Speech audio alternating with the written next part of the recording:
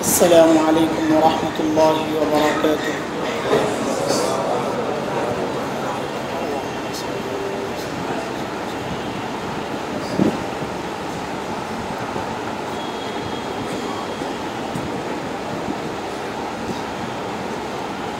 الحمد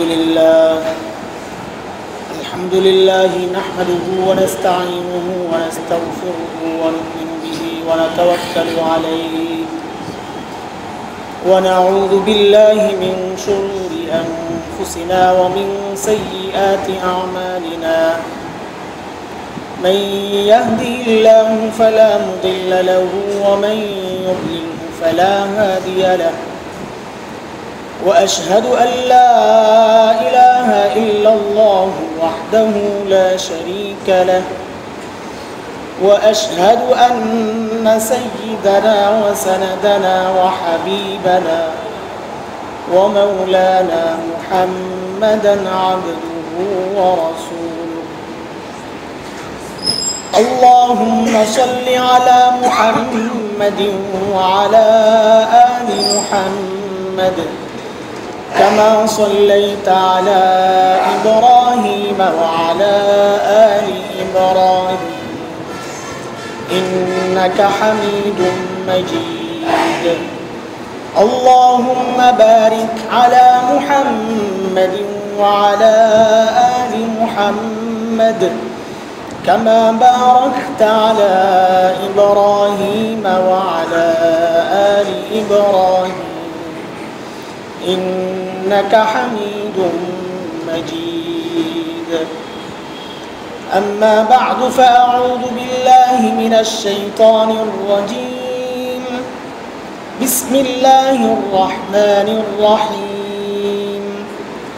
وأما ما ينفع الناس فيمكث في الأرض كذلك يضرب الله الأمثال.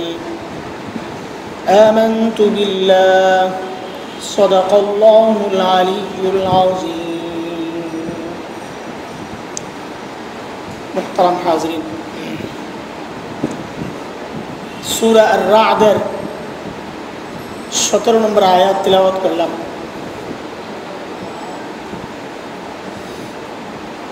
এই আয়াত রব্বুল আলামিন আখলাক সম্পর্কে বলেছেন।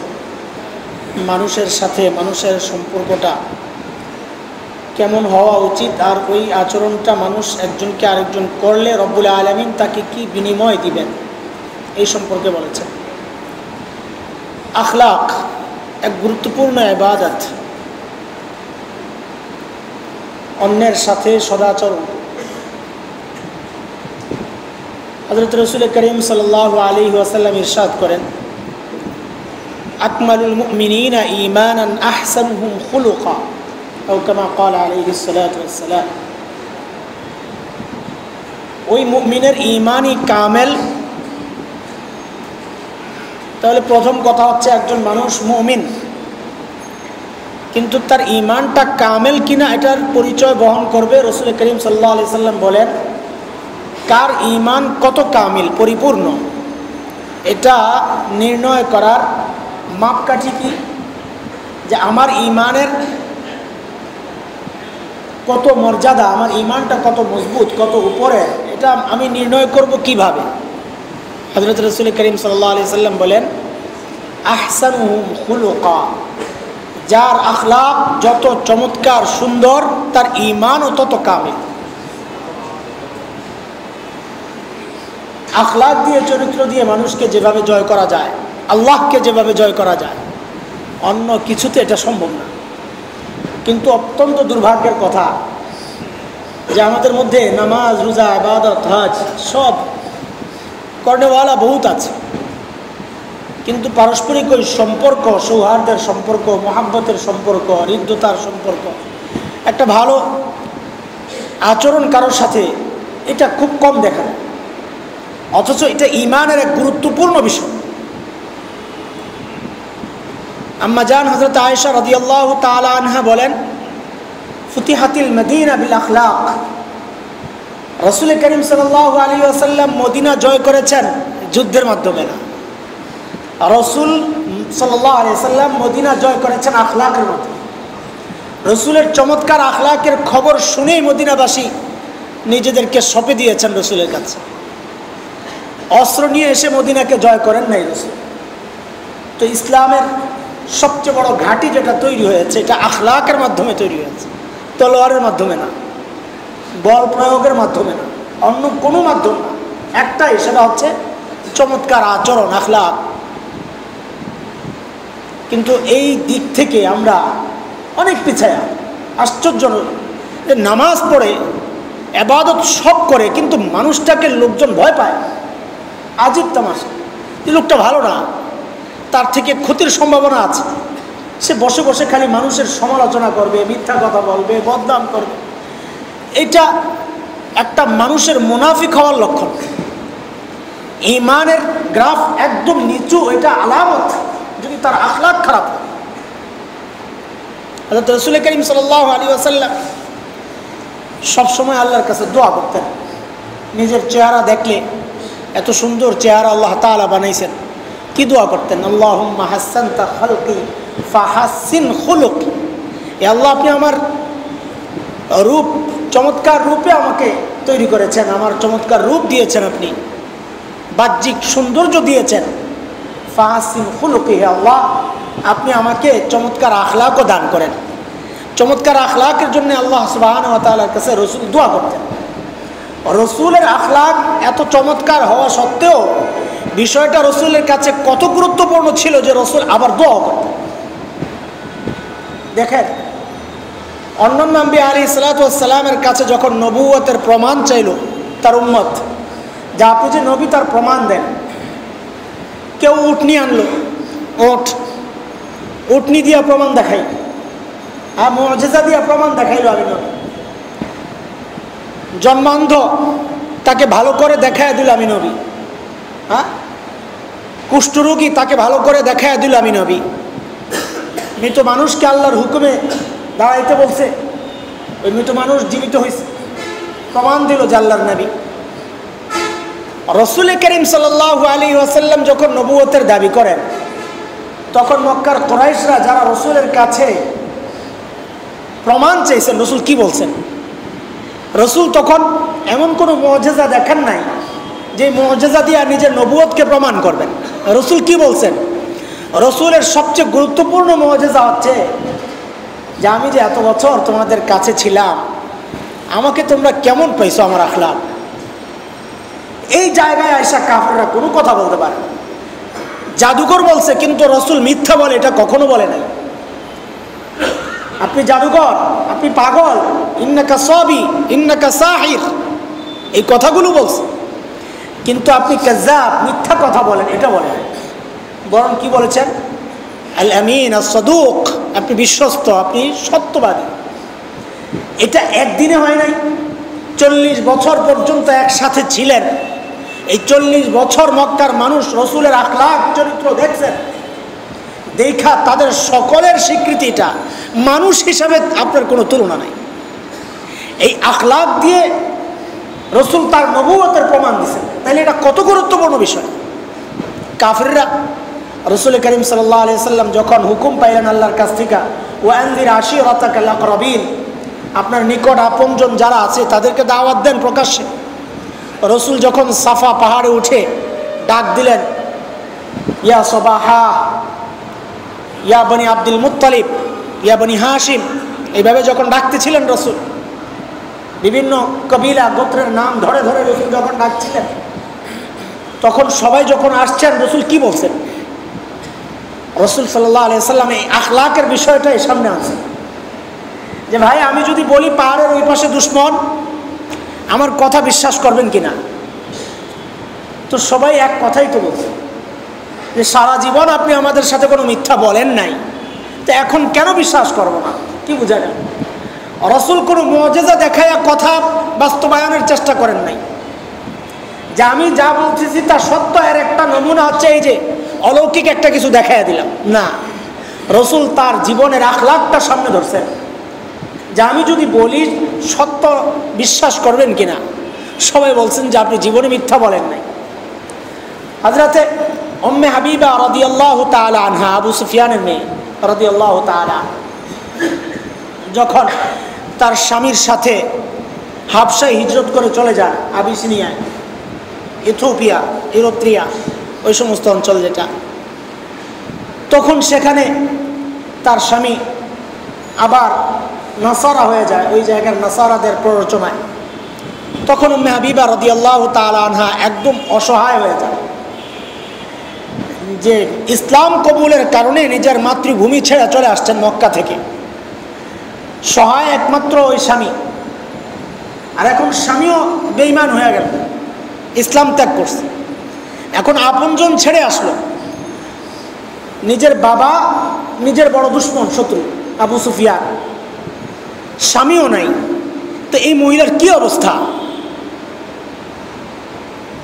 এই কঠিন জিন্দেগি যখন তিনি অতিবাহিত করছিলেন, তখন ওই আবিসিনিয়ার বাদশাহ, হাবশার বাদশাহ নাজাশি, যার আসহামা যার নাম, নাজাশি রাসূল করিম সাল্লাল্লাহু আলাইহি ওয়াসাল্লামের জন্য বিয়ের প্রস্তাব দিয়া পাঠায়া, রাজি করাইয়া উম্মে হাবিবা রাদিয়াল্লাহু তাআলা আনহাকে মদিনায় পাঠাইছিলেন। আবু সুফিয়ানের কাছে যখন এই খবর পৌঁছে, দেখেন তখনও ইসলাম কবুল করে নাই। আবু সুফিয়ানের কাছে যখন উম্মে হাবিবা রাদিয়াল্লাহু তাআলা আনহার বিয়ের খবর পৌঁছে যে রাসূল করিম সাল্লাল্লাহু আলাইহি ওয়াসাল্লাম তার মেয়েকে বিয়ে করতেছেন, তখন আবু সুফিয়ান যে মন্তব্য করেছে, এটা পুরা কুরাইশদের মন্তব্য, পুরা কুরাইশদের অভিব্যক্তি, এটাই তাদের দিলের বিশ্বাস। ঈমান কবুল করে নাই ঠিক, কিন্তু রাসূলকে তারা কি মূল্য দিত? তার আখলাকের কারণে। আবু সুফিয়ান বলে উঠলো, আমার মেয়ের জন্য এর চেয়ে ভালো ঘর দুনিয়ায় আর কোথাও হইতে পারে না। কেন এটা? কিসের কারণে? আখলাকের কারণে। রাসূল তার আখলাক দিয়ে সকলের মন জয় করছেন, কিন্তু ওই যে ভিতরের এক গোমরাহি, এক গোড়ামি, যে আমার আপনজন, আমার বাপদাদা 14 গোষ্ঠী যে মূর্তির পূজা করছে, এখন সেটা ছেড়ে দিব, ওটা কি হতে পারে? আমাদের অধিকাংশ বিদআতগুলো এখনও সমাজে প্রতিষ্ঠিত শুধুমাত্র ওই বাপদাদারা করে গেছে, অমুক পীর সাহেব করছেন, অমুক বুজুর্গে করছেন, তারা কি না বুঝে করেন? কোরআন হাদিস তারা কি কম বুঝেছে? ও মাওলানা সাহেব ডিজিটাল মৌলবী বলে আমাদেরকে, খুব বেশি বুঝেন আপনারা, আজীব তামাশা। তো বাপ দাদারা যা করছে আপনিও তা করবেন, এই কথা তো মক্কার কুরাইশরা বলতো, এই কথা তো ইয়াহুদি নাসাররা বলতো, ইন্না ওয়াজাদনা আবানা, আমাদের বাপ দাদাকে আমরা এরকমই পেয়েছি, যে তারা মূর্তির পূজা করে, তারা এটা করে সেটা করে, আমরা ছাড়বো না এটা। বহু বিদআত সম্পর্কে যখন কথা বলি, তখন এটাই বলে মানুষ, যে সারা দুনিয়ার মানুষ করে আসতেছে, দুনিয়ার মানুষ করে আসতেছে, বাপ দাদাকে দেখে আসছে, করে আসছে, অমুক হুজুরকে দেখছি করছে, তার হাজার হাজার মুরিদ, লক্ষ লক্ষ মুরিদ, তিনি কি ভুল করেন? এত বড় পীর সাহেব, কে ভুল করলো কে করলো না, এটা তো আমার দলিল না ভাই। আমার দলিল তো কোরআনে আছে কিনা, আমার দলিল তো হাদিসে আছে কিনা। তিনি লক্ষ লক্ষ মুরিদের পীর সাহেব হন, শয়তান তো এর চেয়ে বড় পীর। শয়তানের মুরিদ তো ওই পীরের মুরিদের চেয়ে আরো বেশি। দুনিয়ায় শয়তানের মুরিদ বেশি না ভালো মানুষ বেশি? বলে শয়তানের মুরিদ বেশি। কোরআনে কারীমের বহু জায়গায় আসছে, ওয়ালাকিন্না আকসারহুম লা ইয়াকুলুন, অধিকাংশই বুঝে না, অধিকাংশই জানে না, বহু জায়গায় এই কথাটা আসছে। তো সেখানে এই প্রমাণ সামনে আনা, এটা একটা বোকামি। যাই হোক, হযরত রাসূল করিম সাল্লাল্লাহু আলাইহি ওয়াসাল্লামের ওই চমৎকার আখলাকের কারণে বহু মানুষ মুসলমান হয়েছেন।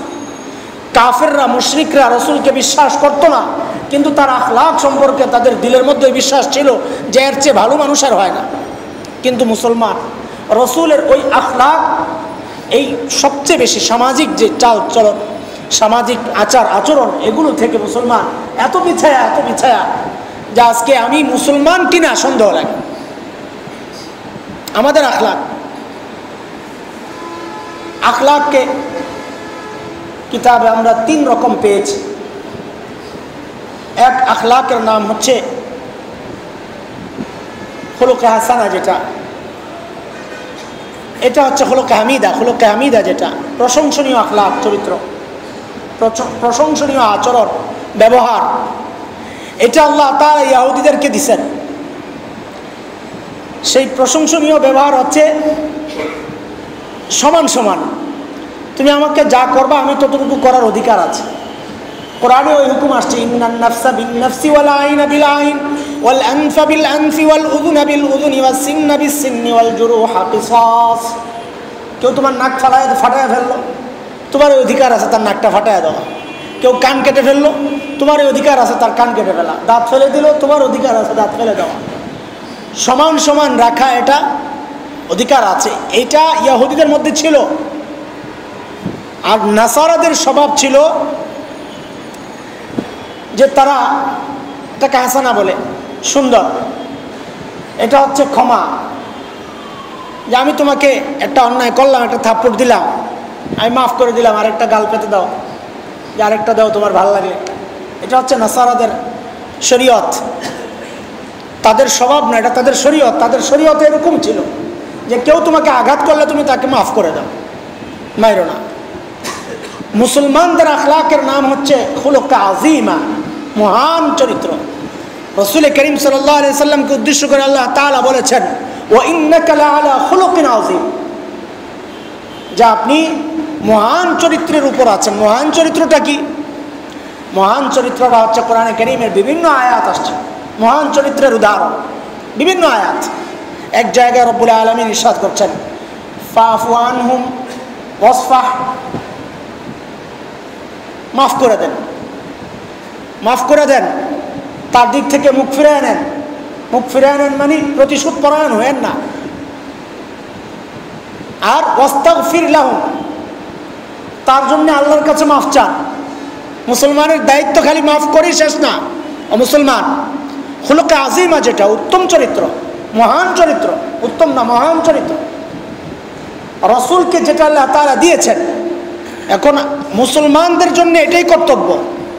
যেহেতু রাসূলকে আল্লাহ তাআলা এই চরিত্রের উপর রেখেছেন, আল্লাহ বলছেন ওয়া ইন্নাকা লাআলা খুলুকিন আযীম। খুলুক আযীমাটা কি? কোরআনের যে আয়াতগুলো, এগুলো দেখলে বোঝা যায়। ফাফু আনহুম ওয়াস্তাগফির লাহুম, প্রথম হচ্ছে মাফ করেন। তো মাফ করলে এটা তো নাসারাদেরও চরিত্র, আমার আরো বেশি দায়িত্ব। ওয়াস্তাগফির লাহুম, খালি মাফ করলে হবে না, তার জন্য আল্লাহর কাছেও মাফ চান, যে আল্লাহ তাকে আপনি হেদায়েত দিয়ে দেন, তাকে আপনি ভালো করে দেন। শুধু কি তাই, ওয়াশাবিরহুম ফিল আমর, একই আয়াতে তিনটা হুকুম। প্রথম হুকুম হচ্ছে ফাফু আনহুম, তাকে মাফ করে দেন তাদেরকে। ওয়াস্তাগফির লাহুম, তার জন্য আল্লাহর কাছে মাফ চান। ওয়াশাবিরহুম ফিল আমর, নিজেদের কোনো ব্যাপারে তাকে মশওয়ারায় শামিল করে। মানে কি? মুফাসসিরিনে কেরাম বলেন যে এর অর্থ হচ্ছে, সে যখন তোমাকে কষ্ট দিবে তখন তো তোমার সাথে তার দূরত্ব তৈরি হবে, তখন নিজেদের কোনো কাজ কারবারে তুমি তো তাকে ডাকবা না। আল্লাহ তাআলার হুকুম হচ্ছে যে না, সম্পর্ক যেন নষ্ট না হয়। ওয়াশাবিরহুম ফিল আমর, সে তোমাকে কোনো কষ্ট দিলে মাফও করো, আল্লাহর কাছে তার জন্য ক্ষমাও চাও, আবার তোমাদের নিজস্ব কাজ কারবারে তাকে শামিল করো। এমনকি কোনো বিষয়ের মশওয়ারাও যদি করতে হয় সেখানেও তাকে রাখো, সে যেন বুঝতে না পারে যে তাকে তুমি দূরে ঠেলে দিয়েছো। এটা হচ্ছে ইসলামের সৌন্দর্য। এটার নামই হচ্ছে খুলুক আযীমা, এটার নামই হচ্ছে মহান চরিত্র। আছে আমাদের অবস্থা? তো যদি থাকে তো আলহামদুলিল্লাহ। রাসূল যেটা বলেছেন, আহসানুহুম খুলুকা আকমালুল মুমিনিনা ঈমানা, কামিল মুমিন সে, তার ঈমান তত বেশি কামিল পরিপূর্ণ যার আখলাক তত বেশি পরিপূর্ণ। যার আখলাক যত সুন্দর তার ঈমানও তত উঁচা। এখন আমি কতটুকু মাফ করতে পারি, আমি কতটুকু মানুষকে আপন বানাইতে পারি, না সামান্য বিষয়ে কাউকে দূরে ঠেলে দেই, এটা তো আমার বিষয়। আমি কতটুকু পারলাম এটা আমি সিদ্ধান্ত নিতে পারবো না ইনশাআল্লাহ। আমি তো জানি আমার ভিতরের অবস্থা। ভাই, এগুলো আমি প্রায় বলি, আমার এই কথাগুলো অনেক সময় ভালো লাগে, ভালো লাগে না মানুষের। নামাজের ফজিলত তো বর্ণনা করেনেওয়ালা বহু মৌলবী সাহেব আছেন, আলহামদুলিল্লাহ। রোজার ফজিলত বয়ান হবে, না পড়লে কি হবে, সব হবে। এগুলা পড়নেওয়ালা, এগুলার উপর চলনেওয়ালা বহু মানুষ দুনিয়ায় আছে, কিন্তু এই বিষয়গুলো থেকে সে বঞ্চিত হওয়ার কারণে সে নামাজ রোজা করা সত্ত্বেও জাহান্নামমুখী।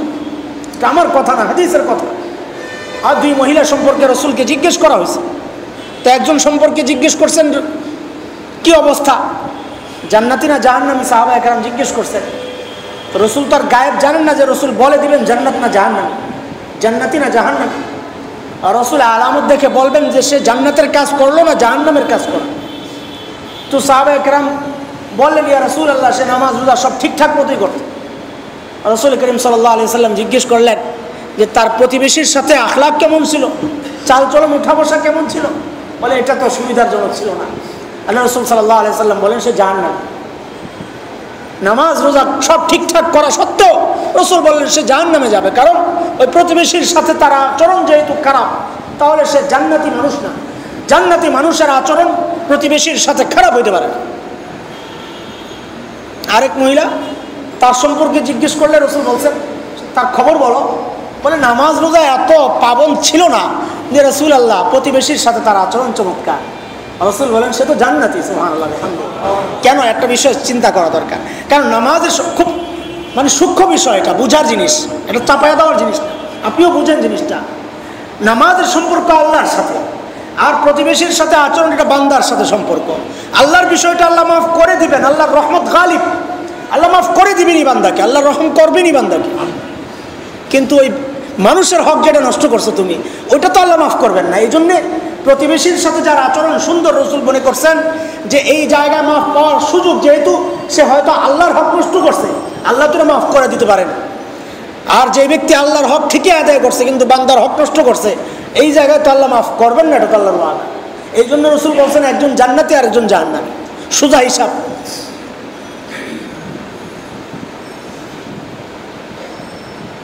হযরত রাসূল করিম সাল্লাল্লাহু আলাইহি ওয়াসাল্লাম বিভিন্ন হাদিসে প্রতিবেশী এবং আপনজনের সাথে আচরণের ব্যাপারে খুব চমৎকার চমৎকার হাদিস তো আমাদের সামনে আছে। এগুলো তো খোঁজখবর নাই আমাদের। শবে কদরের ফজিলত সম্পর্কে তো খুব জানি আমরা, খুব জানি না? শবে কদর, লাইলাতুল কদরি খায়রুম মিন আলফি শাহর। হ্যাঁ, শবে বরাত না, শবে কদরের কথা বলতেছি, যে 1000 বছরের চেয়েও বেশি মূল্য আল্লাহর কাছে সে রাতের, তাই না? এটা তো সবাই জানি। সূরা কদর যারা পড়ি বা রমজানে ওই লাইলাতুল কদরের ফজিলত আলোচনা হয়, 27 যখন খতম হয় তখনও আলোচনা হয়। হ্যাঁ, বেজর রাত্রিগুলোতে আমরা শবে কদর তালাশ করি, কদরের রাত তালাশ করি, কারণ এটা অনেক দামি। অথচ রাসূল করিম সাল্লাল্লাহু আলাইহি ওয়াসাল্লাম যে আরেকটা কথা বলছেন, ওটার খবর তো কারো নাই। সেটা হচ্ছে আল্লাহ তাআলা এই শবে কদরে, এই রাতে কাতিউর রহিম, যারা আত্মীয়তার সম্পর্ক যাদের ছিন্ন, এদেরকে আল্লাহ তাআলা এই রাতেও মাফ করবেন না। তা আমার আর আপনার এই সারা হাজার হাজার বছরের ইবাদতের ফজিলতের আশায় আল্লাহর কাছে আমি বসে থাকলাম, অথচ আল্লাহ তাআলা উপর থেকে ওই লাইন বিচ্ছিন্ন। এই যে কারেন্ট চলতেছে, এটা একটা মেন লাইনের সাথে সম্পর্ক আছে না? এখন ওই যদি ওই কাট আউট খোলা থাকে, মেন লাইন যদি অফ করা থাকে, আর আপনার সুইচ যদি সবগুলাই দিয়ে রাখেন, ফ্যান একটাও চলবে, তা আমি আপনি সারা রাত ইবাদত করলে লাভ কি? মেন সুইচ তো বন্ধ, আল্লাহ তো বলছেন তোমাকে আমি মাফ করবো না, লাভটা কি? এই জায়গাটাই বুঝি না আমরা, এই বিষয়টাই বুঝি না।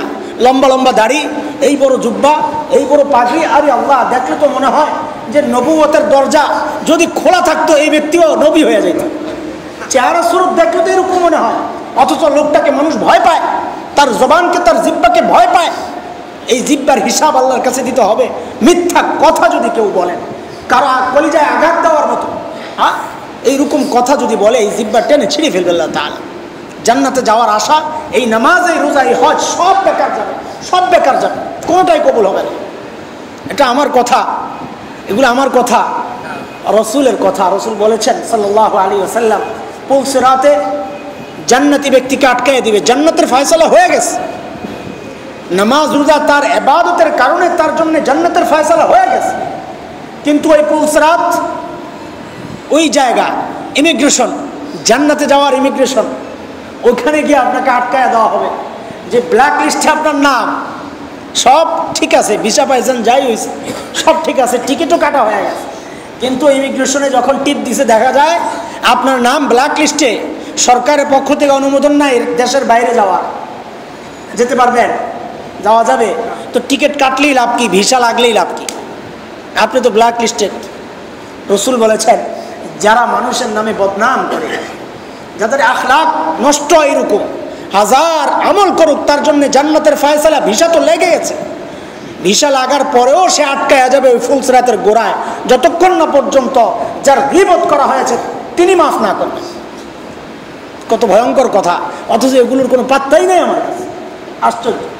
সামান্য আপনজনের সাথে সামান্য কথা কাটাকাটি হতে পারে, সামান্য সামান্য বিষয় নিয়ে আত্মীয়তার সম্পর্ক ছিন্ন করে ফেলেছে।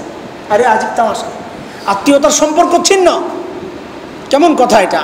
ভাই ভাইয়ের সম্পর্ক ছিন্ন, আত্মীয় স্বজন, চাচা, ফুফু, খালা, এদের সাথে সামান্য বিষয় নিয়ে সম্পর্ক ছিন্ন করে ফেলতেছেন। অথচ রসুল করিম সাল্লাল্লাহু আলাইহি সাল্লামের আখলাক হচ্ছে সিলমান কতাআক, সিলমান কতাআক। অনেকে আমাদের কাছে এই প্রসঙ্গটা আনেন যে হুজুর আমার কি দোষ, তিনিই তো আমার সাথে সম্পর্ক রাখতে চান না, তা আমিও রাখি না, তিনি বিচ্ছিন্ন করেছেন আমিও বিচ্ছিন্ন করলাম।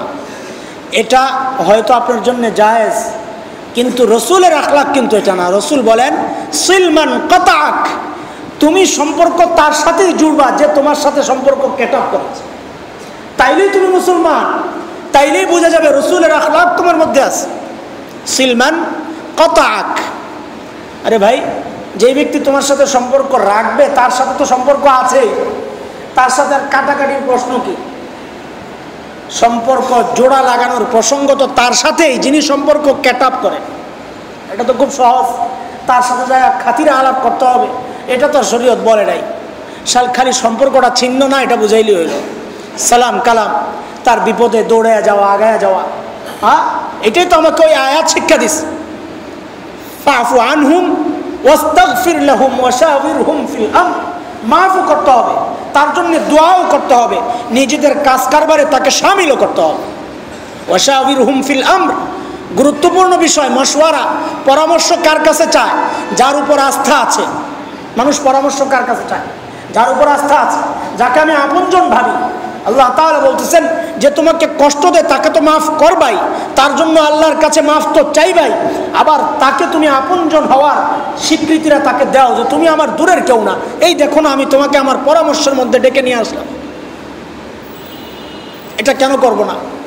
আমার আপনার পরিচয় কি? ইন্নামাল মুমিনুনা ইখওয়া, সব মুমিন ভাই, ভাই ভাইয়ের সহযোগিতা আসবে দুনিয়ায়, এটাই নিয়ম। সেটা নবুয়তের কাজে হোক দুনিয়ার কাজে হোক, ভাইকে লাগবেই, আমার ভাই লাগবে, আমার জরুরত। হযরত মূসা আলাইহিস সালাতু ওয়াস সালামকে রব্বুল আলামিন যখন নবুয়ত দিয়েছেন, দিয়া হুকুম করছেন ইযহাব ইলা ফিরআউনা ইন্নাহু তাগা, ফাযহাব ইলা ফিরআউনা ইন্নাহু তাগা, যে ফিরআউন নাফরমান, তার কাছে যাও, তাকে দ্বীনের দাওয়াত দাও। আল্লাহ তাআলা যখন হুকুম পাঠাইছেন, হযরত মূসা আলাইহিস সালাতু ওয়াস সালাম আল্লাহর কাছে কি দোয়া করছেন? রব্বি ইশরাহ লি সাদরি। আমরা পড়ি না রব্বি ইশরাহ লি, এটা মূসা আলাইহিস সালাতু ওয়াস সালামের দোয়া। ওনার জবানে একটু সমস্যা ছিল, ওই যে আগুন মুখে দিয়ে ফেলছে, ফেরাউনকে থাপ্পড় দিছে, তো ফেরাউন তো মেরে ফেলবে মূসা আলাইহিস সালাতু ওয়াস সালামকে, কারণ মূসা আলাইহিস সালাম তো বড় হয়েছেন কার ঘরে? কার ঘরে? ফেরাউনের ঘরে। ফেরাউনের ঘরে বড় হয়েছে। হযরত মূসা আলাইহিস সালাতু ওয়াস সালাম যেই সময় হয়েছে, ওই সময়ে ফেরাউনের স্বপ্ন দেখছে যে তার রাজত্ব শেষ হয়ে যাবে, তো গণকদের কাছে এই ব্যাখ্যা চাইছে। তো গণকরা বলছে এই বনি ইসরাইলের মধ্যে এমন এক ব্যক্তি আসবে যে আপনার এই রাজত্বকে শেষ করে দিবে। তো এরপর সিদ্ধান্ত হয়েছে যে যত ছেলে জন্ম নিবে সব শেষ, সব ছেলেদেরকে মেরে ফেলবে। এখন যখন এইভাবে গণহারে ছেলে হত্যা শুরু হইলো, তখন উপদেষ্টারা পরামর্শ দিল আপনি যদি এভাবে ছেলে মারতে থাকেন, আমাদের পরবর্তী জেনারেশনরা কাজ করাইবে কাদেরকে দিয়া? এই বড় বড় কঠিন কঠিন কাজগুলো কারা করবে? তখন আমরা কাজের লোক কই পাবো? তো ফেরাউন তো মগা ওই উপদেষ্টাদের কাছে পরামর্শ চাইছে, তাহলে কি করা? বলে কি করা, তাইলে আপনি 1 বছর মারেন, 1 বছর রাখেন, 1 বছর ছেলেদেরকে হত্যা করবেন, এর পরের বছর ছেড়ে দিবেন। আল্লাহর হুকুম, আল্লাহ যাকে রাখবেন তাকে মারবে কি? মূসা আলাইহিস সালাতু ওয়াস সালাম ওই বছরই জন্ম নিছেন যেই বছর হত্যার সিদ্ধান্ত। মূসা আলাইহিস সালাতু ওয়াস সালাম ওই বছরই জন্ম নিছেন যেই বছর হত্যার সিদ্ধান্ত হয়েছে। কিন্তু মূসা আলাইহিস সালাতু ওয়াস সালাম যখন জন্ম নিলেন, মূসা আলাইহিস সালাতু ওয়াস সালামের মা এবং তার বোন, কোরআনে কারিমে আসছে যে আল্লাহ তাআলা মার দিলের মধ্যে ওইটা এলহাম করছেন যে আপনি এই কাজটা করেন। মূসা আলাইহিস সালামকে বক্সবন্দি করে তাকে নদীতে ভাসাইয়া দেন, আল্লাহ হেফাজত করবেন, এটার একটা ব্যবস্থা। তো মূসা আলাইহিস সালাতু ওয়াস সালাম, এই নামটা মূসা আলাইহিস সালাতু ওয়াস সালাম, কেউ কেউ বলছেন এই নামটাও ওই ঘটনা থেকেই, মু এটা পানি, মু এটা ইব্রানি ভাষায়, আরবি তো হচ্ছে মা, আর ইব্রানি ভাষা হচ্ছে মু। আর সেই সা এটা হচ্ছে তক্তা, বক্স। পানি এবং বক্সের মাধ্যমে যে ব্যক্তিকে আল্লাহ তাআলা হেফাজত করছেন, ওই দুইটা শব্দ মিলে হচ্ছে মূসা। এটা কারো কারো ব্যাখ্যা, এটা এরকম খুব মজবুতির সাথে বিশ্বাস করতে হবে এটা দরকার নাই, আমরা পেয়েছি তাফসীরের কিতাব। তো তার মা ভাষায় দিয়েছেন আল্লাহ তাআলা, ওই বক্সকে আনতে আনতে ফেরাউনের ঘাটে না ভিড়াইছেন। ফেরাউনের ছেলে নাই, হযরত আসিয়া রাদিয়াল্লাহু তাআলা আনহা ওই বাচ্চা দেখা বুকে তুলে নিছেন। তো ওই ছোটবেলায় ফেরাউনের মুখের মধ্যে হযরত মূসা আলাইহিস সালাম একটা থাপ্পড় মারছেন খুব জোরে সোরে। ফেরাউন তো সহ্য করতে পারে না, রাগে মানুষ, এটাকে বিচার করবে। তখন আসিয়া রাদিয়াল্লাহু তাআলা আনহা বলছেন, বাচ্চা মানুষ কি বুঝে, কি বুঝে সে? বলে সে বুঝে কিনা এটার পরীক্ষা হবে, স্বর্ণ রাখা হবে, আগুন রাখা হবে। যদি সে স্বর্ণ ধরে তাহলে বুঝতে হবে মতলবী বাচ্চা, সব বুঝে ঠিকঠাক আছে, যাতে মাতাল তালে ঠিক, একটা কথা আছে না। আর যদি আগুন ধরে তাহলে বুঝতে হবে ওই চকচক দেখে ওইটাই ধরছে, সে বাচ্চা বুঝে না। আল্লাহ তাআলার ফয়সালা, মূসা আলাইহিস সালামকে আল্লাহ হেফাজত করবেন, মূসা আলাইহিস সালাম আগুন ধরে মুখে নিয়ে নিয়েছেন। এই জন্য মূসা আলাইহিস সালামের জিভ পুড়ে গেছে, কথা মধ্যে জড়তা ছিল, স্পষ্ট ছিল না। এই জন্য মূসা আলাইহিস সালাম আল্লাহর কাছে দোয়া করতেন, রব্বি ইশরাহ লি সাদরি ওয়া ইয়াসসির লি আমরি ওয়াহলুল উকদাতাম মিন লিসানি ইয়াফকাহু কওলি। রব্বি ইশরাহ লি সাদরি, হে আল্লাহ আমার সিনাকে খুলে দেন, হ্যাঁ, ওয়া ইয়াসসির লি আমরি, আমার কাজকে সহজ করে দেন, ওয়াহলুল উকদাতাম মিন লিসানি, আমার জবানের জড়তা আপনি খুলে দেন, জবানের জড়তা খুলে দেন। এই জন্য আমরা আমাদের ছাত্রদেরকে বলি যে দ্বীনি প্রচারণার জন্যে সুমিষ্ট ভাষায় কথাবার্তা বলা শিখা, এটা শরীয়ত, এটা নবীদের একটা বিষয়। মূসা আলাইহিস সালাম আল্লাহর কাছে দোয়া করছেন, আল্লাহ আমার মুখের জড়তাটা খুলে দেন যেন আমি বলতে পারি। এই বলতে পারা এটা আল্লাহর কাছে চাওয়া, তাইলে বোঝা গেল এটা একটা নিয়ামত। এটা আল্লাহর কাছে চাওয়া মানে আল্লাহর একটা নিয়ামত। এটা কাজে এটা অর্জন করার জন্য মেহনত করা দরকার, ভালো বক্তব্য শেখা দরকার, এই উদ্দেশ্যে যে মানুষ আমার কথাগুলো গ্রহণ করবে। উল্টাপাল্টা কথা বললে তো মানুষ শুনবে না। দ্বীনের জন্য এটা শেখা, বাচ্চাদেরকে আমরা বলি এটা। যাই হোক, তো মূসা আলাইহিস সালাম সেখানে আরেকটা দোয়া করছেন, ওয়াজআল লি ওয়াজিরাম মিন আহলি হারুন আখিশদুদ বিহি ওয়া আজরি ওয়া আশরিকহু ফি আমরি। মূসা আলাইহিস সালাম আল্লাহর কাছে দোয়া করছেন, আল্লাহ সব ঠিক আছে, জড়তাও দূর করেন, সাথে আমার সঙ্গী হিসাবে আমার ভাই হারুন, তাকেও আপনি কবুল করে নেন, তিনি আমার সহযোগী হবেন। চিন্তা করছেন, ও ভাই, কোন ভাইকে আপনি দূর করেন? যেই ভাইকে মূসা আলাইহিস সালাম তার নবুয়তের কার্যক্রম চালানোর জন্য আল্লাহর কাছে চায়া নিতেছেন। মূসা আলাইহিস সালাম হারুন আলাইহিস সালামের নবুয়তকে আল্লাহর কাছ থেকে চায়া নিছেন কিসের জন্যে? দ্বীনি কাজ পরিচালনার জন্য। তো সমাজে চলার জন্য একজন ভাইয়ের কত জরুরত। সামান্য বিষয় ভাইকে দূর করে দিবেন, সামান্য বিষয় নিয়ে ভাইয়ের সাথে সম্পর্ক ছিন্ন করবেন, এটা মুসলমানের কাজ না, এটা আখলাকওয়ালা মুমিনের কাজ। মুমিনের কাজ হবে ছোটোখাটো ভুল ত্রুটি করলে তাকে আপনায়া নেওয়া।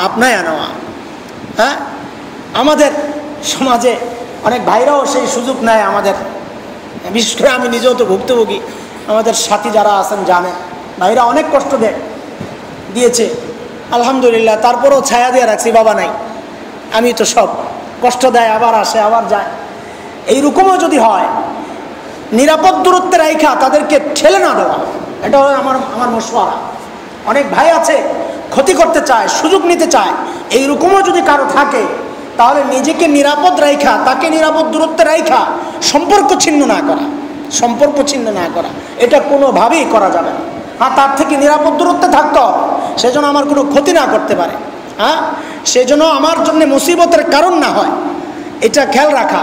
আবার ওই ওয়াজ শুনা নিজের মুসিবতের মধ্যেও আবার ভাইকে না জুড়ে দাও। আমার এক ভাই আছেন এখানে, মুসিবতে পড়ছেন, তার উদ্দেশ্যে এই কথাটা বলা। তিনি ভাইকে নিয়ে খুব মুসিবতে আছেন, তার ব্যবসা প্রতিষ্ঠান দখল করার জন্য ভাই প্রস্তুত হয়ে গেছে। আবার এই ওয়াজ শুনে যেন তিনি আবার এনে ওই ভাইকে ব্যবসা প্রতিষ্ঠানে বসায় না, এই জন্য কথাটা বলতেছি। নিজেকে মাহফুজ রেখা, নিজেকে নিরাপদ রেখা, ভাইয়ের সাথে সম্পর্কটা ছিন্ন না করা, এটা হচ্ছে শরিয়াত।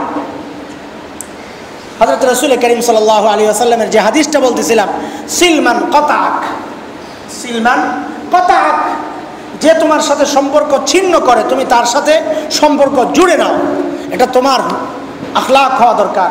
ও আফু আম্মান যালামাক, যে তোমার উপর জুলুম করে তুমি তাকে মাফ করে দাও।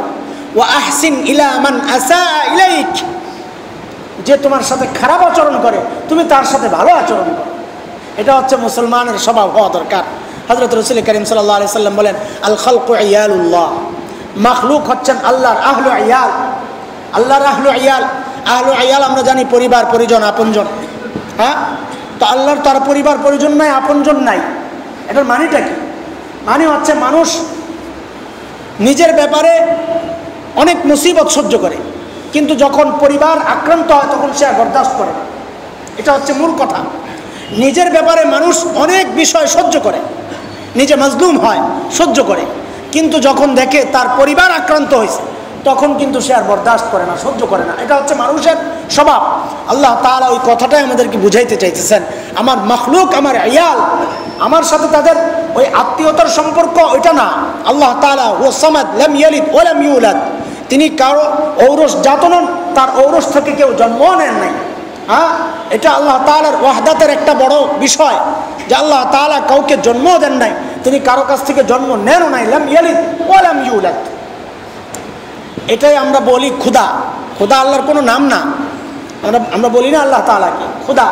এই জন্য অনেকে শব্দের উপর আপত্তি করে যে আল্লাহ তাআলার যে সমস্ত সুন্দর নামগুলো আছে, যেগুলোকে আমরা আসমাউল হুসনা বলি, আসমাউল হুসনা আল্লাহর চমৎকার নাম, ওই নামগুলো যেগুলো হাদিস দ্বারা স্বীকৃত, যেগুলো কোরআন দ্বারা স্বীকৃত, ওই নামই আল্লাহকে ডাকা, ভিন্ন নামে না ডাকা। এই জন্য খোদা বললে অনেকে আপত্তি করেন, কিন্তু খোদাটা হচ্ছে এটা আল্লাহর নাম না, এটা জেনে রাখেন। খোদা এটা আল্লাহ তাআলার কোনো নাম না, না আল্লাহ তাআলার কোনো মূল নাম, না আল্লাহ তাআলার কোনো গুণবাচক নাম। এটা আল্লাহ তাআলার একটা অবস্থা বর্ণনা। এটা হচ্ছে লাম ইয়ালিদ ওয়া লাম ইউলাদের তরজমা, লাম ইয়ালিদ ওয়া লাম ইউলাদের তরজমা। তিনি কাউকে জন্ম দেন নাই এবং কারো থেকে জন্ম নেন নাই, মানে নিজে নিজে। খুদা এটা ফার্সি শব্দ, খুদ আনে ওয়ালা, যিনি নিজে নিজে আসছেন তাকেই বলে ফার্সিতে খুদা। খুদা এটা আল্লাহর নাম না। কেউ যদি আল্লাহর নাম মনে করে বলে গুনাহগার। কেউ যদি খুদা আল্লাহর নাম মনে করে, গুণবাচক হোক আর আসল হোক, তাইলে সে কিন্তু গুনাহগার। কারণ হাদিসে খুদাকে আল্লাহ তাআলার নাম হিসাবে দেখেন নাই। এখন থেকে যদি খুদা বলেনও, মাথায় যেন এটা থাকে এটা আল্লাহর নাম না, এটা হচ্ছে আল্লাহ তাআলার অবস্থান বর্ণনা। লাম ইয়ালিদ ওয়া লাম ইউলাদের তরজমা এটা আমি সংক্ষেপে বলে দিলাম খুদা। যাই হোক, এই কথাটা কেন বললাম? যে আল্লাহ তাআলা বলতেছেন যে আমার নাফরমানি করো বান্দা, আমি তোমাকে ছেড়ে দেই, কিন্তু আমার নাফরমানি করো ছেড়ে দেই, কিন্তু মখলুক হচ্ছে আমার ইয়াল। তোমরা যেমন তোমাদের পরিবার আক্রান্ত হইলে ছাড়ো না, এরাও আমার ইয়ালের মতো, পরিবার পরিজনের মতো। এরা যদি তোমার দ্বারা আক্রান্ত হয় আমি আল্লাহ ছাড়ব। খুব কঠিন কথা, খুব কঠিন কথা। হযরত রাসূল করিম সাল্লাল্লাহু আলাইহি ওয়াসাল্লাম এই সমস্ত কথার অনেক ব্যাখ্যা দিয়েছেন। মাজমার মধ্যে রাসূল হাজির হয়ে গেছেন, যা জিজ্ঞেস করতেছেন, এই তোমাদের মধ্যে সর্বশ্রেষ্ঠ মানুষকে আমি বলে দিব? সবাই চুপ। হায় আল্লাহ, কোন মুসিবত! কারণ একটা আশঙ্কা, আতঙ্ক যে ওই মানুষের মধ্যে আমি থাকলাম কিনা। সবচেয়ে খারাপ লোককে বলে দিব? সবাই চুপ। কারণ এখন যদি বলে ইয়া রাসূলুল্লাহ বলেন, আর যদি কারো উপরে দেওয়া যায় ওইটা, এই জন্য সবাই ভয়ে আতঙ্ক, চুপচাপ, যে এই মুসিবত না জানি কার উপর দেওয়া যায়। সবাই চুপ। রাসূল 3 বার জিজ্ঞেস করছেন, পরে একজন বলছেন ইয়া রাসূলুল্লাহ বলেন। হযরত রাসূল করিম সাল্লাল্লাহু আলাইহি ওয়াসাল্লাম বলেন, তোমাদের মধ্যে সর্বোত্তম মানুষ হচ্ছে ওই ব্যক্তি যাকে দেখলে অন্য মানুষ মনে করে এই লোকটা আমার খায়ের খা, হিতাকাঙ্ক্ষী, তার দ্বারা আমি ক্ষতিগ্রস্ত হব না কোনোদিন, তার দ্বারা আমি উপকৃত হব। এইরকম যদি কোনো মানুষকে দেখলে কারো ধারণা জন্মায়, বুঝতে হবে ওই লোকটাই সর্বোত্তম। আর কাউকে দেখলে যদি তোমার এই আতঙ্ক লাগে যে এই লোকটা খারাপ, একটু দূরত্বে থাকি, নিরাপদ দূরত্বে থাকি।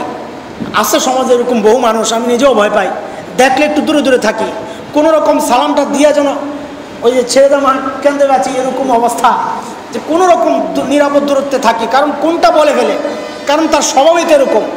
দেখা হইলেই হুজুর কি বলবো, হুজুর এই ওই মসজিদের ইমাম সাহেবের তো এই অবস্থা। এইরকম একজন আছে আমার খুব জানাশোনা মানুষ, তার সাথে যখনই আমার দেখা হবে তখনই তিনি ওই পাশের মসজিদের ইমাম সাহেবের এই সমস্যা, ওই মসজিদে গেছিলাম, আহা কি নামাজ পড়াইলো, কিভাবে নামাজ পড়ে মানুষ তার পিছনে শুরু হইল। এই জন্য তারা দেখলে আমি নিরাপদ দূরে থাকি, কারণ আমি জানি যে সে শুধু পাশের মানুষের বদনামি করে না, সে আমার বদনামও তাদের কাছে গিয়া করে।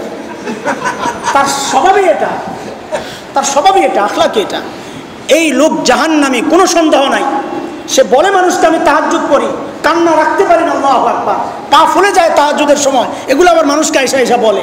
কিন্তু আমি রসুলের হাদিস যদি সত্য হয়, আল্লাহর কসম খেয়ে বলতেছি, তার এই তাহাজ্জুদ কোনো কাজে আসবে না, কারণ তাকে আমি একজন মানুষ ভয় পাই, আমি একজন মানুষ ভয় পাই। আমি একা না, এরকম বহু মানুষ তাকে দেখলে ভয় পায়। বহু মানুষ থেকে আমি কথা বলে জেনেছি, তাকে দেখলে মানুষ নিরাপদ দূরত্বে চলে, কারণ জানে যে লোকটার দাড়ি আছে, এই দাড়ির প্রতিটা গোড়ায় ফেরেশতানা শয়তান ঝুলে, তার আখলাক এত খারাপ। আমি জানি ও ভাই, আমার এই নামাজ, রোজা, হজ, যাকাত সব বরবাদ হয়ে যাবে যদি আমাকে দেখে কেউ ভয় পায় যে এই লোকটা দ্বারা আমার ক্ষতি হইতে পারে, তার জবান দ্বারা আমার ক্ষতি হইতে পারে, তার হাত দ্বারা আমার ক্ষতি হইতে পারে। আর রাসূল তো বলেছেন তুমি মুসলমান, আল মুসলিমু মান সালিমা আল মুসলিমুনা মিন লিসানিহি ওয়া ইয়াদিহি। একজন মুসলমান তো সেই যার জবান থেকে, যার হাত থেকে অন্য মুসলমান নিরাপদ থাকে। এটা হচ্ছে মুসলমানের পরিচয়। রাসূল বলেছেন কিসের মুসলমান আমি? আমার জবান থেকে আরেক মুসলমান নিরাপদ না, আমার হাত থেকে আরেক মুসলমান নিরাপদ না, আমি কিসের মুসলমান? আমি কিসের মুসলমান? ও ভাই, দূরত্ব তৈরি না করা। অনেক সময় আমরা দেখি মাসআলার ইখতিলাফের কারণে আপোষের মধ্যে দূরত্ব তৈরি হয়, ঝগড়া হয়। হ্যাঁ, বিশেষ করে যারা মাযহাব মানে না, ওই সমস্ত ভাইদের সাথে যারা মাযহাব মানে, সমাজে যুবকরা বেশি, আপোষের মধ্যে লড়াই হয়, ঝগড়া হয়, দূরত্ব তৈরি হয়। না না, দ্বীনের জন্য দূরত্ব তৈরি না করা, ঝগড়া না, আমাদের আপোষের আলোচনা হইতে পারে। তুমি এটা করো, আমি এটা করি না। সে তোমাকে দাওয়াত দিলে দিতে পারে, তুমি তাকে দাওয়াত দাও, আলেমদের কাছে পৌঁছায় দাও, কিন্তু তার সাথে দূরত্ব তৈরি না করা, ঝগড়া না করা। আপন বানায় নেওয়ার মধ্যে কৃতিত্ব, দূরে সরাইয়া দেওয়ার মধ্যে কোনো কৃতিত্ব নাই। আপন বানায় নেওয়ার মধ্যে হচ্ছে আমার কৃতিত্ব। আমি যাকে আপন বানায় নিব, বুঝতে হবে আমি তাকে পরাজিত করতে পারছি। আর যে দূরে সরে গেল, যাকে আমি দূরে ঠেলে দিলাম, বুঝতে হবে আমি তার কাছে হেরে গেছি। আল্লাহ রসুল সাল্লাল্লাহু আলাইহি ওয়াসাল্লাম হাদিসের মধ্যে আরও তো বলেছেন অত্যন্ত চমৎকার কথাগুলো। ভাই, রসুল বলেছেন যে কেউ যখন কারো মুসিবতের জন্য আগায় আসে, দিন কাকে বলে? দিন, দিন কি জিনিস? আদ-দীনু আন-নাসিহা, ছোট্ট শব্দের, ছোট্ট কিছু বাক্যের বক্তব্যের হাদিস এটা। আদ-দীনু আন-নাসিহা, এক কথায় রসুল বলে দিয়েছেন দিন কাকে বলে। আদ-দীনু আন-নাসিহা, রাসূল বলেন নাই আদ-দীনু আত-তাহাজ্জুদ, এটা বলেন নাই যে দিন হচ্ছে তাহাজ্জুদ পড়া, দিন হচ্ছে নামাজ পড়া, দিন হচ্ছে রোজা রাখা, হজ করা। রাসূল এটা বলেন নাই। রাসূল কি বলছেন? আদ-দীনু আন-নাসিহা, নাসিহা মানে কারো খায়ের খাই করা, কারো ভালো চাওয়া, মঙ্গল চাওয়া। রাসূল বলেন এটাই হচ্ছে দিন। তুমি আরেকজনের মঙ্গল চাও, সারাক্ষণ তোমার মাথার মধ্যে যেন ওইটাই ঘুরে যে আমি তার মঙ্গল চাই, আমি তার মঙ্গল চাই, তার কি করে একটু উপকার করা যায়, আমার ভাইয়ের কি করে একটু উপকার করা যায়। যদি এইরকম হয় কোনো মানুষের স্বভাব, আল্লাহ রসুল সাল্লাল্লাহু আলাইহি ওয়াসাল্লাম বলেন কেউ যখন কোনো ভাইয়ের বিপদ থেকে মুক্ত করার জন্য আগায়া যায়, তার একটা কষ্ট দূর করার জন্য আগায়া যায়, আল্লাহ তাআলা তার থেকে জাহান্নামকে 3 খন্দক দূরে ঠেলে দেন। ভাই সুবহানাল্লাহ তো পড়লাম, আলহামদুলিল্লাহ। 3 খন্দক মানে আমার জন্যে, আপনার জন্যে 3 খন্দক মানে যদি 3 মাইলও হয় তাও তো আলহামদুলিল্লাহ। কিন্তু রসুল তো ব্যাখ্যা দিয়েছেন আরো চমৎকার। এক এক খন্দকের পরিমাণ হচ্ছে দুনিয়া থেকে আসমানের দূরত্ব যত, এক এক খন্দকের দূরত্ব এত। এইরকম 3 খন্দক দূরে জাহান্নামকে সরায় দেন আল্লাহ তাআলা। তাইলে একজন মানুষের উপকার করতে যাবেন না, খালি সারাক্ষণ বসে বসে ফিকির করবেন কিভাবে তাকে ফাঁসানো যায়, কিভাবে সমাজে তাকে একটু বদনাম করানো যায়। আপনার ফায়দাটা কি? আপনার ফায়দা কি? একজন মানুষের পিছনে যত লেগে থাকবেন, আপনার থেকে জান্নাত তত দূরে চলে যাবে। এর উল্টাটা কি আসে? রসুল যদি জাহান্নামকে এত দূরে ঠেলে দেন, তাহলে তার উল্টা কাজটা যদি আপনি করেন, উল্টা কাজটা কোনটা? যে তার বিপদের জন্য যদি আপনি মুসিবত খালি বানান বসে বসে, তাকে বিপদে ফেলার জন্যে, বদনাম করার জন্যে তার পিছনে যদি লেগে থাকেন, তাহলে যদি উল্টাটা হয় যে জান্নাতকেও আল্লাহ তাআলা এরকম 3 খন্দক দূরে ঠেলে দিবেন। আল্লাহ তাআলা করতে পারেন ইচ্ছা করলে, এটা হাদিসে নাই, এই জন্য আমি বললাম না, কিন্তু আল্লাহ ইচ্ছা করলে করতে পারেন, এটা করতে পারেন। অন্যান্য হাদিসগুলো দ্বারা এটা প্রমাণিত যে জাহান্নামী হবে যদি কেউ কারো ক্ষতি করতে যায়। ওই যে আতঙ্ক, কেউ কাউকে দেখে যদি ভয় পায় যে তার দ্বারা আমার ক্ষতি হইতে পারে, রসুল বলেছেন সে জাহান্নামী, সে জাহান্নামী। একজন মানুষের জাহান্নামী হওয়ার জন্য এটাই যথেষ্ট, হাদিসের কথা, একজন মানুষের জাহান্নামী হওয়ার জন্য এটাই যথেষ্ট যে তাকে দেখলে মানুষ ভয় পায় যে তার দ্বারা আমার ক্ষতি হইতে পারে, তার জাহান্নামী হওয়ার জন্য এটাই যথেষ্ট। আল্লাহ তাআলা হেফাজত করুন, বলেন না আমি। প্রতিবেশীর সাথে যে কথাটা বলতেছিলাম, আদ-দীন ওয়ান নাসিহা, আদ-দীন ওয়ান নাসিহা, কারো মঙ্গল চাওয়া, কারো উপকার করতে যাওয়া। হযরত রাসূল করিম সাল্লাল্লাহু আলাইহি ওয়াসাল্লাম বলেন, কোনো ভাই যখন আরেক ভাইয়ের একটু আনন্দ দেয়, তার একটু উপকার কইরা, তার একটু বিপদ সরাইয়া দিয়া, আল্লাহ তাআলা একটা অনেক না, একটা বিপদ সরাইয়া দিলেন, একটু আনন্দ দিলেন, আল্লাহ তাআলার সাথে সাথে একজন ফেরেশতা তৈরি করেন, তখন নতুন করে একজন ফেরেশতা তৈরি করেন। এই ফেরেশতার কাজটাকে, আল্লাহু আকবার, এই হাদিসটা পড়ার পর এটা আমার কখনো চোখে পড়ে না, আজকেই পড়ছে। আল্লাহু আকবার। ওই ফেরেশতা আল্লাহ তাআলা বানান, নতুন করে একটা ফেরেশতা বানান ওই আমলটার কারণে। শুধুমাত্র একটা আমল কি করছেন, একজন মানুষের একটা মুসিবত দূর করছেন, আল্লাহ তাআলার সাথে সাথে একজন ফেরেশতা বানান, যেই ফেরেশতা কিয়ামত পর্যন্ত আল্লাহ তাআলার তাসবিহ তাহলিল পড়তে থাকে। তার কাজই এটা, আর অন্য কোনো কাজ না। সে কিয়ামত পর্যন্ত শুধু আল্লাহর তাসবিহ পড়বে, তাহলিল পড়বে। এগুলো কই যাবে? এগুলো সব আপনার আমলনামায় আল্লাহ তাআলা দিয়ে দেবে। চিন্তা করা যায়, আশ্চর্য কথা। এমন সুন্দর চমৎকার ফজিলত থাকা সত্ত্বেও মুসলমান, কোথায় তুমি তাহাজ্জুদের পিছনে ঘুরতেছো মিয়া? সারা রাত তাহাজ্জুদ পড়লেও আল্লাহ তাআলা ওই ওয়াদা তো দেন নাই যে আমি একজন ফেরেশতা বানায়া দিব, যে ফেরেশতা কিয়ামত পর্যন্ত তাসবিহ পড়বে আর ওই তাসবিহগুলো তোমার আমলনামায় লিখে দেবে। আল্লাহ ওটা বলেন নাই। আপনি তাহাজ্জুদ পড়েন, তাহাজ্জুদের বিরুদ্ধে আমার কথা না, তাহাজ্জুদের ফজিলতের কথা রব্বুল আলামিন বলেছেন, কোরআনে কারিমে আসছে, তাতাজাফা জুনুবুহুম আনিল মাদাজি'i ইয়াদউনা রাব্বাহুম খাওফান ওয়া তামআ ওয়া মিম্মা রাযাকনাহুম ইউনফিকুন। তাহাজ্জুদের ফজিলতের কথা আসছে সূরা হামিম আস-সিজদা। এই সূরার মধ্যে আল্লাহ তাআলা তাহাজ্জুদের ফজিলতের কথা বলছেন, চমৎকার ফজিলতের কথা। আমি ওটাকে মানা করতেছি না, আমি বলতেছি কেউ যেন এটাকেই দিন মনে না করে। দিন অন্য জায়গায়, তাহাজ্জুদের সম্পর্ক আল্লাহর সাথে। জিন্দেগিতে একটা আমল না কইরাও জান্নাতে গেছে এরকম মানুষ আছে, একটা আমলও করে না, সারা জীবন তাহাজ্জুদ থাক দূরের কথা, এক ওয়াক্ত ফরজ নামাজ পড়ে নাই। তাবুকের যুদ্ধের মধ্যে এই ঘটনা হয়েছে। হ্যাঁ, এক হাবশী গোলাম, ইহুদির চাকর, ইহুদির গোলাম, বকরি চড়ায় রাস্তায়, মাঠে ঘাটে। মুসলমান যখন কেল্লা চারদিক থেকে ঘেরাও করলো, তখন ওই ইহুদির আসা যাওয়া করে, এই রাখাল আসা যাওয়া করে, বাইরে আসা যায়, সে রাখাল মানুষ, তার সাথে তো কোনো বিষয় নাই, বকরি চড়ায় বাইরে। তার দিলের মধ্যে খুব কৌতূহল যে এত বড় নেতা, লিডার আরব থেকে আসছে আমাদেরকে মারতে, একটু দেখে আসে। গোলাম মানুষ, তাই সে খুঁজে পায় না। এটাই মুসলমানদের, আমি আগেও একদিন বলেছি যে সাহাবায়ে কেরাম রাসূল সাল্লাল্লাহু আলাইহি সাল্লামের আখলাককে এমনভাবে নিজের বানায় নিয়েছিলেন, কেউ সামনে আসলে বুঝতো না কোনটা নবী কোনটা সাহাবী। আল্লাহ। তো ওই হাবশী গোলাম আয়েশাও বুঝতেছেন না কে নবী কে সাহাবী, কে ওই লিডার যে বিশ্ব জয় করে ফেলতেছে। তো তিনি নিজেই বলতেছেন যে আমি ঘুরতেছি, তো দেখলাম এক জায়গায় জটলা, লোকজন একজনকে কেন্দ্র করে মনে হয় আছে। তো গিয়ে বুঝলাম ভাবে সাবে যে ইনি আরবের নবী মুহাম্মদ ইবনে আব্দুল্লাহ সাল্লাল্লাহু আলাইহি ওয়াসাল্লাম রাসূলুল্লাহ। ভাবসাব দেখে আমি এমনি বললাম যে আমি যদি মুসলমান হয়ে যাই কি হবে আমার? হযরত রাসূল করিম সাল্লাল্লাহু আলাইহি ওয়াসাল্লাম বললেন, তুমি যদি কালিমা পড়ো, মুসলমান হয়ে যাও, তোমার জীবনের সমস্ত গুনাহ খাতা আল্লাহ মাফ করে দেবে।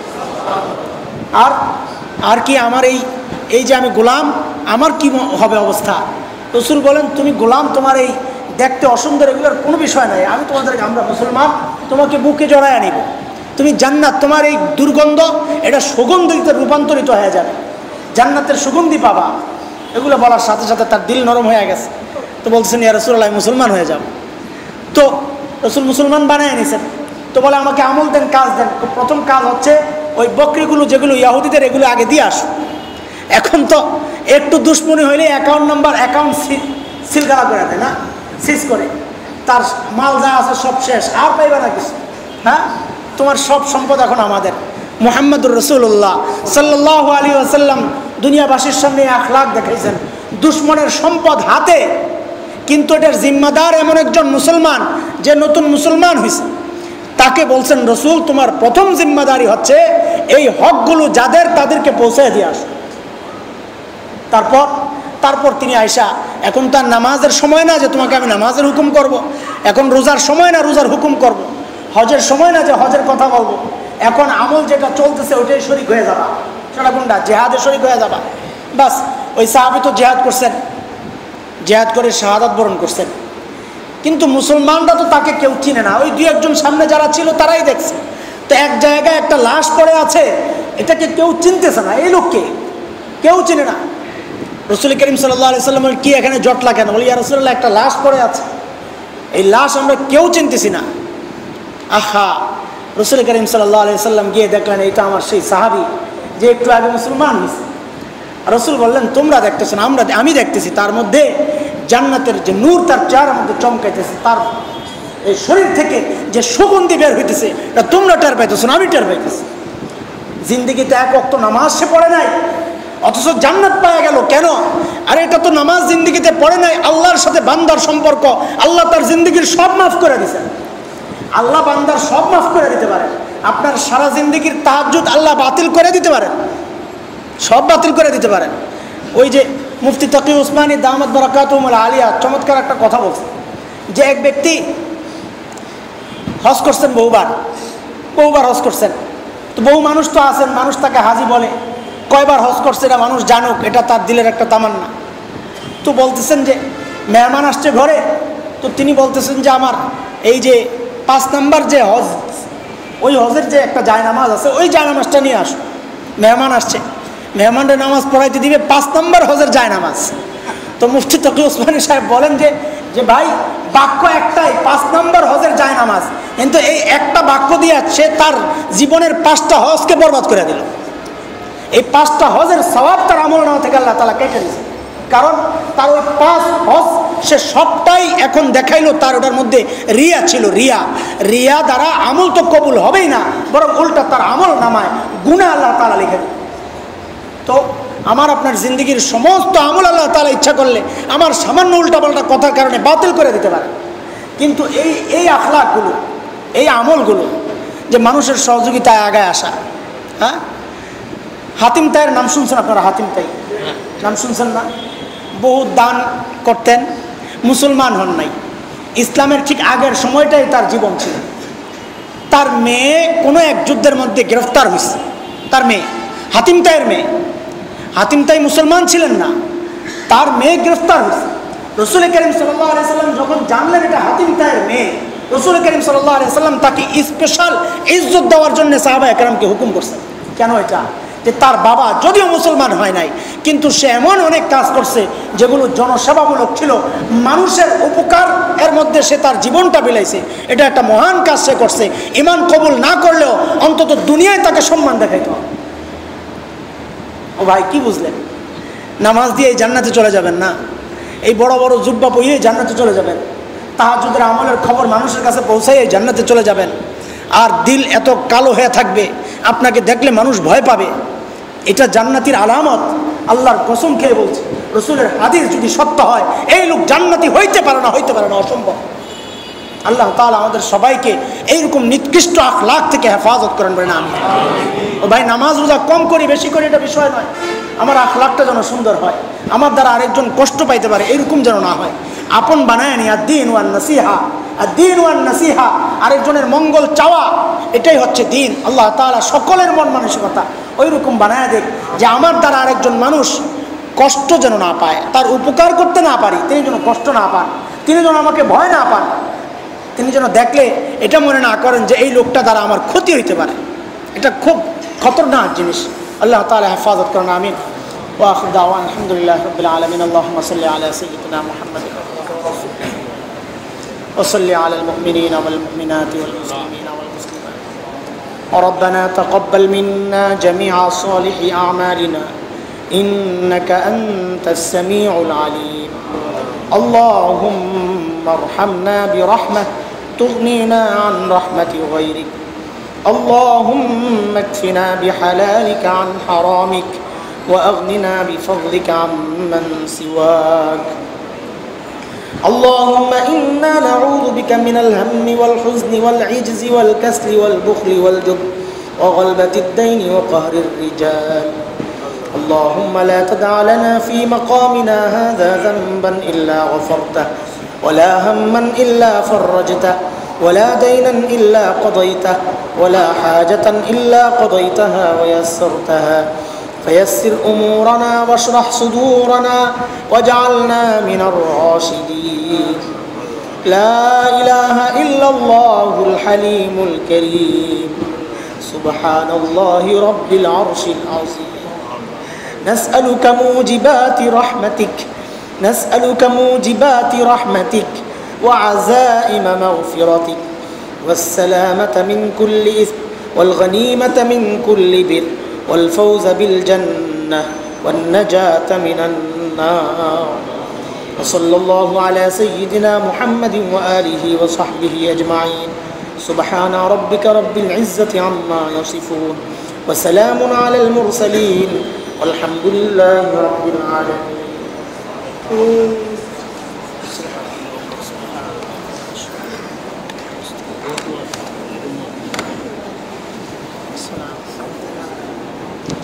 الحمد